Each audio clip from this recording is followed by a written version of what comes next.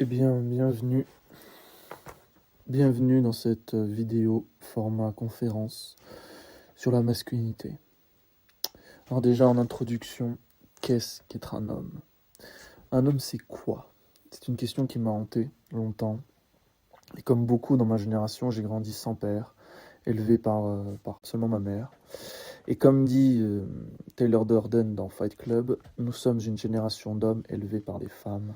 Et dans ce vide, j'ai cherché l'essence de la masculinité, non pas dans des injonctions modernes ou des clichés, mais dans une vérité philosophique. Et avec le temps, l'expérience et les bonnes rencontres, j'ai forgé une vision simple, résumée en 3 mots: force, dignité et indépendance. FDI. La société moderne, elle a castré l'homme. La jeunesse, elle est en perdition, sans repère. Il cherche des modèles dans des illusions creuses. Ce mal, c'est la perte d'élan vital masculin. Je vais tenter d'expliquer d'où il vient, pourquoi il persiste et comment on peut essayer de l'inverser, de reconquérir en fait la colonne vertébrale qu'on a perdue. Donc déjà, première partie, l'histoire d'une chute. Je vais essayer de montrer chronologiquement en fait la chronologie de la castration de l'homme. Alors, on commence en Antiquité, qui est une époque héroïque de gloire et d'épopée, où l'homme est un conquérant, un guerrier et un bâtisseur. Ses valeurs suprêmes sont l'exploit et la mémoire éternelle. En deux, le christianisme, qui est une morale d'esclave, ou ce que Byron appelle la morale des laboureurs de sable. Donc c'est une inversion des valeurs par rapport à l'Antiquité, où la force devient péché, l'humilité devient une vertu. L'homme n'est plus un héros mais un serviteur. C'est une virilité qui est bridée par l'Église et une morale sacrificielle. Ensuite, on a un Moyen-Âge féodal avec une chevalerie qui est forte, certes, mais surtout domestiquée. Les guerriers deviennent des chevaliers, soumis à la croix et au seigneur. L'amour courtois installe déjà aussi une domination symbolique, c'est-à-dire une domination féminine, souffrir pour la dame.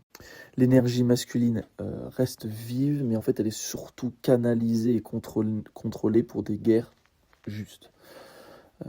Ensuite, on a la Renaissance et l'humanisme, qui est le retour de l'individu, redécouverte de l'Antiquité, exaltation de l'individu créateur, mais l'État centralise, encadre déjà des ambitions. Il y a une apparition des tensions entre grandeur personnelle et contrôle politique. Ensuite, on a le passage de la noblesse d'armes vers une noblesse de cour du XVIe au XVIIe. Donc c'est une étape qui est cruciale, où en fait le roi neutralise les guerriers turbulents et les enferme dans une vie de cour. Le noble ne gagne plus sa place par le sang et l'honneur, mais par l'esprit, l'intrigue, la flatterie.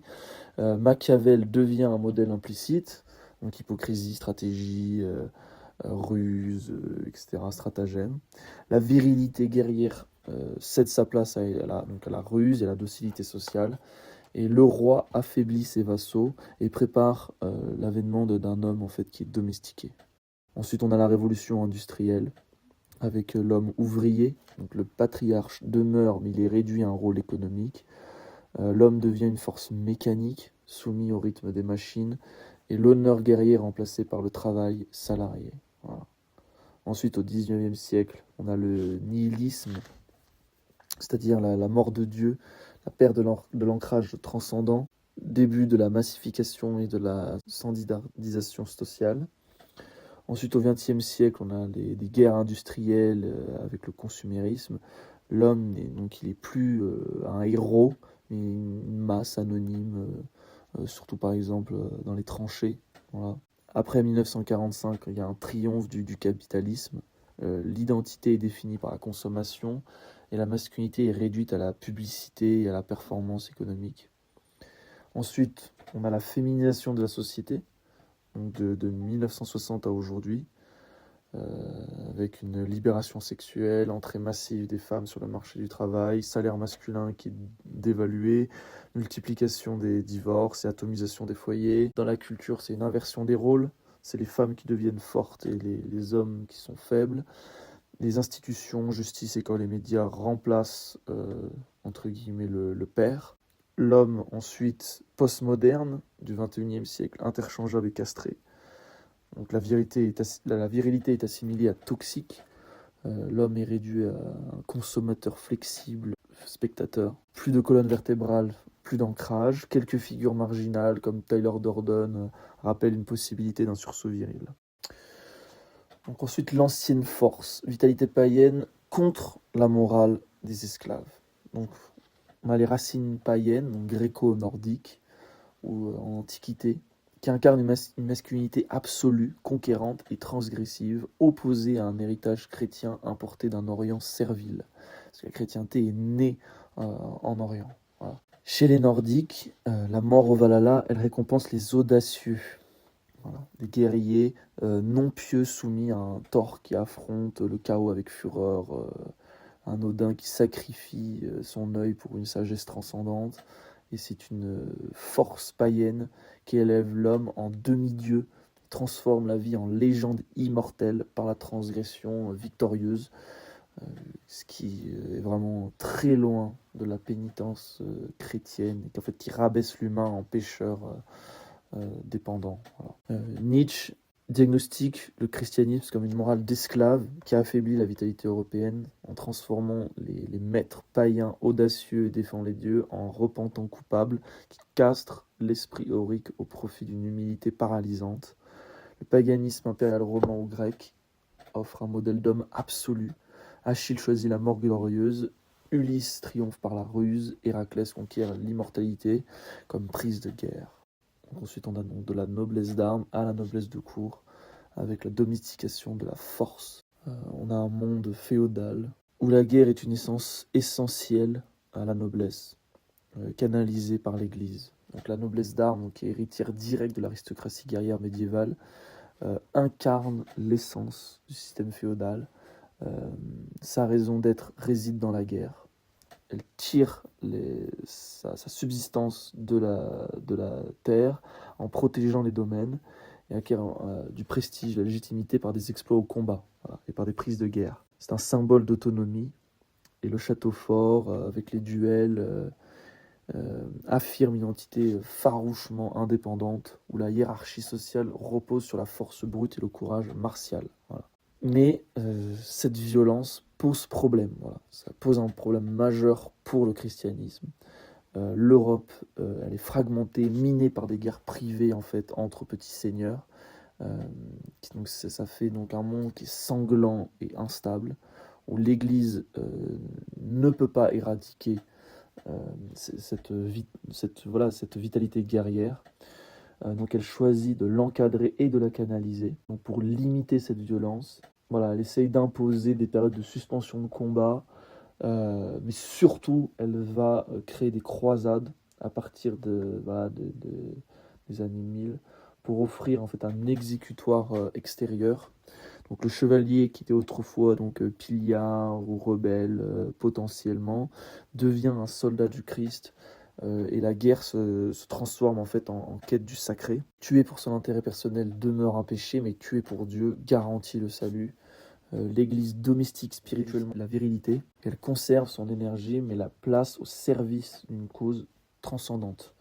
Et elle substitue à l'honneur individuel une mission sacrée. Voilà. Ensuite, la castration politique de la noblesse. Donc ça, c'est au XVIIe siècle. Donc il y a une centralisation monarchique qui accélère le processus de domestication en faisant passer du registre spirituel au registre politique. Donc Richelieu, qui est ministre de Louis XIII et ensuite de Louis XIV, donc s'attaque directement aux libertés traditionnelles de la noblesse. Dès 1626, il interdit les duels, qui est symboliquement le lieu d'honneur de la chevalerie, ordonne la destruction des forteresses privées et réprime sans pitié les révoltes. Donc, ensuite, l'honneur des nobles ne peut plus se défendre par l'épée, donc il est confisqué par l'État et sanctifié par un argument que désobéir au roi devient défier Dieu lui-même. Voilà. sous Louis XIV, qui est traumatisé dans sa jeunesse par la Fronde. C'est une stratégie qui va vraiment atteindre son apogée. Donc, le roi transforme Versailles en une véritable prison dorée, qu'à partir de 1682, où la noblesse y est contrainte de résider. Donc ça détourne son énergie guerrière par des rituels d'étiquette, des intrigues de salon. Le prestige ne s'acquiert plus par le sang, mais par la proximité du roi et la maîtrise du théâtre mondain. La guerre est désormais confiée à une armée permanente, disciplinée et bureaucratisée, encadrée par des ministres comme Louvois et Vauban, qui est maître de la fortification et du siège. Le conflit lui-même se rationalise davantage, puisqu'on a une armée permanente, on peut mieux faire du calcul, de la logistique, de l'approvisionnement, avec une artillerie moderne, où le chevalier, en fait, héroïque, cède sa place à un soldat anonyme et à un ingénieur stratège. Voilà. La noblesse d'armes se mue en noblesse de cour, dépendante du roi, privée de sa force vitale, réduite à un rôle d'ornement. L'honneur guerrier fait place à de nouvelles valeurs, une hypocrisie raffinée, une manipulation subtile, de la courtisanerie permanente. C'est une castration politique et culturelle. La virilité nobiliaire, elle est neutralisée, recyclée dans un univers de ruse qui vaut mieux que l'épée. Et la gloire se mesure par le sourire qu'on accorde au monarque. Voilà. La castration moderne, féminisation et diabolisation de la vérité. Donc cette vitalité, elle est vraiment érodée ensuite par une féminisation galopante de la société, qui diabolise la masculinité comme toxique, archaïque, et amplifie la décadence. Donc elle est présente dans tous les organes du système, donc judiciaire par exemple, avec 70% des juges qui sont des femmes. C'est les chiffres d'aujourd'hui. La politique, les médias, où les femmes imposent en fait une vision altérée de la réalité, comme le définit Nietzsche, en fait, c'est la décadence. Donc c'est un système de pensée qui tourne autour du fantasme, qui nie l'instinct vital. C'est la définition même de la femme et de l'enfant, en fait, qui mène à des sociétés perverses où les pulsions masculines sont réprimées, en créant des jeunes hommes perdus, sans père, et des hommes soumis. Voilà. Donc c'est une diabolisation de la virilité, une féminisation des représentations. Donc la virilité qui est autrefois donc le socle de la civilisation.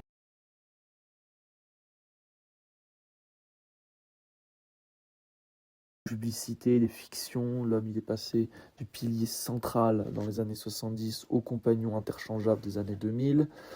On le voit surtout dans les publicités.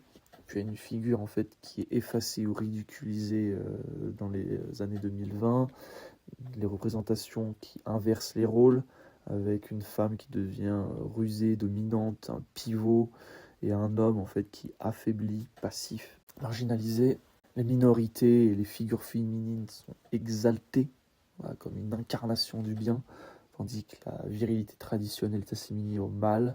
Donc Nietzsche en parlait déjà comme un basculement d'une décadence où le règne d'un imaginaire qui nie l'instinct vital. Voilà. Donc c'est un travail d'érosion symbolique qui a une traduction matérielle, la destruction du foyer stable, l'affaiblissement de la morale du père, désarmement de l'homme, on a pu mettre la femme au travail, présentée d'ailleurs comme une émancipation, mais qui sert surtout l'intérêt du capital, avec l'arrivée d'un second salaire qui permet en fait de réduire la valeur du salaire masculin, qui transforme l'homme en fait en rouage interchangeable, avec la banalisation du divorce, donc des foyers fragmentés de divorcés qui se multiplient et qui entraînent mécaniquement une explosion de la consommation. Ça crée 2 logements, 2 voitures, 2 ensembles d'équipements. Donc le foyer, c'est plus un sanctuaire souverain, mais une unité atomisée de production et de consommation. La mère en fait qui est absorbée par le salariat, en fait elle ne peut plus élever ses enfants. Ils sont confiés à l'école, à la crèche, ou aux écrans tout simplement, qui sont directement liés au système. Et le père en fait il est privé de son autorité symbolique, il n'est plus qu'un simple en fait pourvoyeur de revenus, et surtout de revenus précaires. Et ensuite ça a créé l'homme postmoderne, interchangeable et sans identité.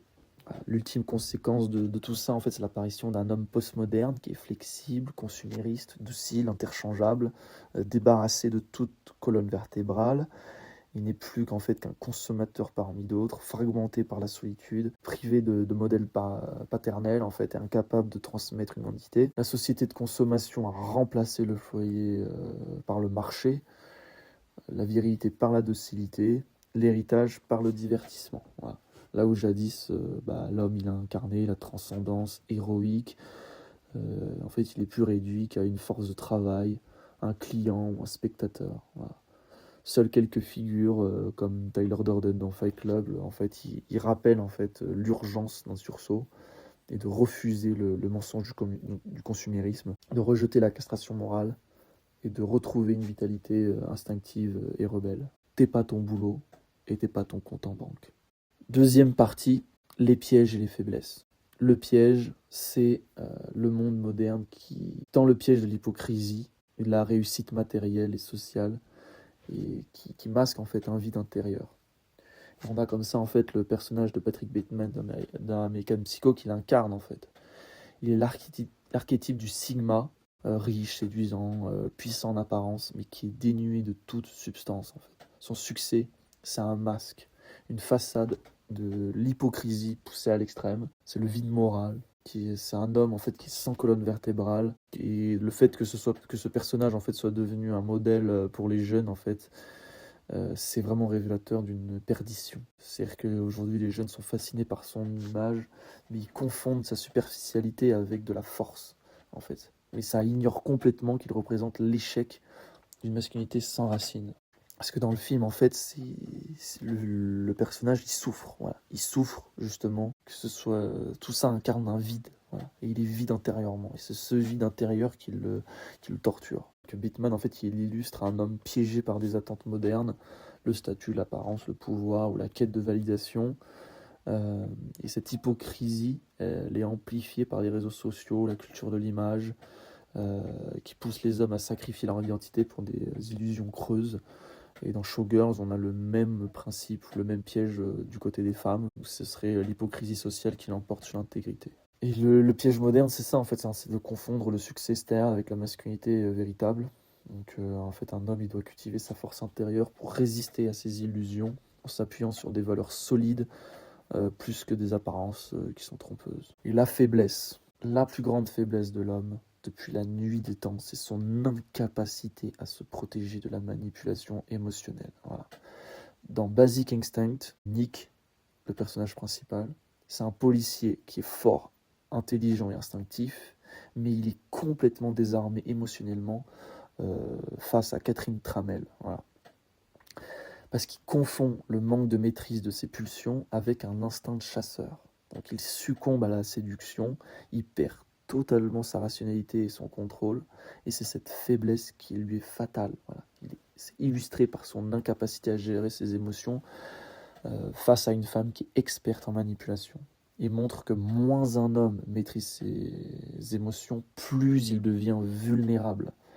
Donc Nick, il incarne vraiment un homme qui, malgré ses qualités, chute par un manque de discipline émotionnelle.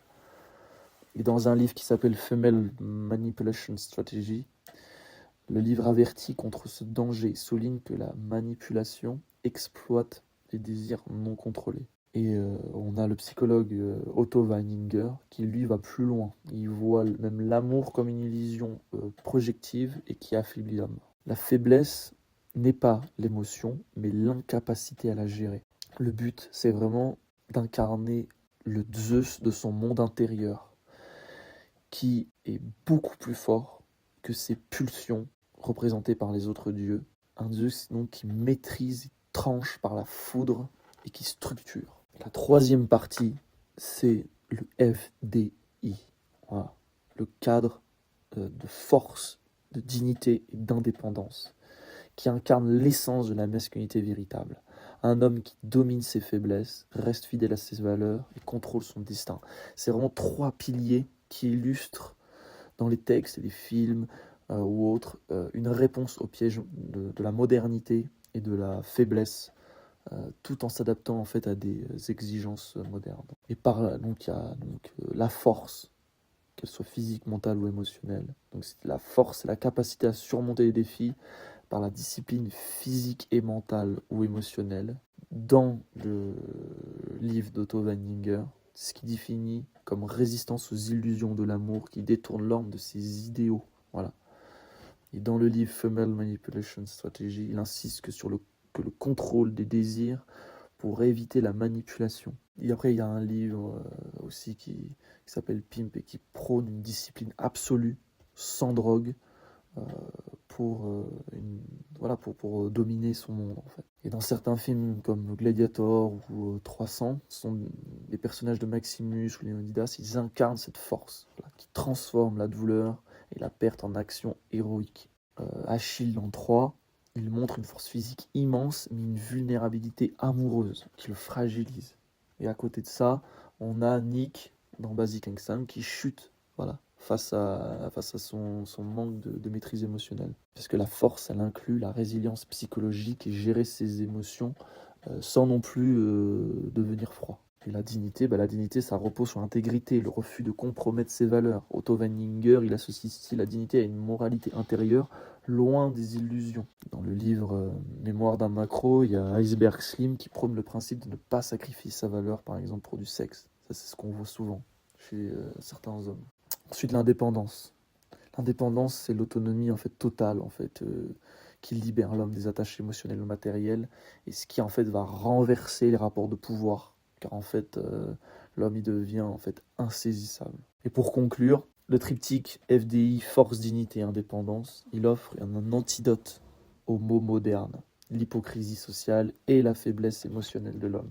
Donc on a comme ça certains personnages qui l'incarnent, qu'on voit dans certaines histoires, mythes ou films, séries, ceux qui l'incarnent, qui arrivent à triompher, et d'autres qui se laissent piéger tout simplement et qui au final échouent de manière fatale.